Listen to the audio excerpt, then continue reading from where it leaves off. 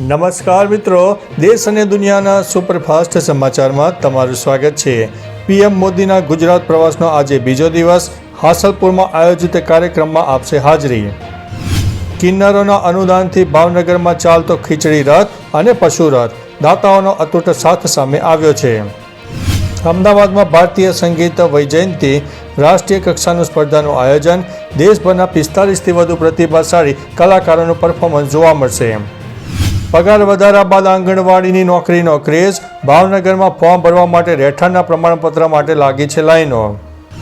ધરોઈ ડેમમાંથી સતત બીજા દિવસે સાબરમતી નદીમાં પાણી છોડાયું। સુભાષ બ્રિજ નજીક વ્હાઇટ સિગ્નલ જાહેર કરવામાં આવ્યું છે। ગીર સોમનાથમાં હાઈવે વેવ એલર્ટ થયો છે।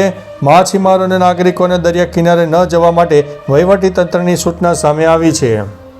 કોર્સમાં ઉલ્લેખ ન હોવા છતાં એલઆરડીની પરીક્ષામાં વ્યાકરણના પ્રશ્નો પૂછાયા। 10 માર્કનું ગ્રેસિંગ આપવા માટે માંગ કરવામાં આવી છે।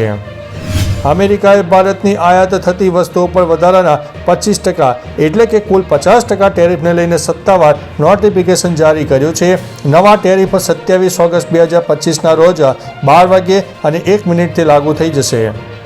અમેરિકામાં ગ્રીન કાર્ડ ધારકો માટે જૂના ક્રિમિનલ કેસમાં પણ દેશ નિકાલનું જોખમ જોવા મળી રહ્યું છે। મહીસાગરમાં કડાણા ડેમની જળ સપાટીમાં વધારો।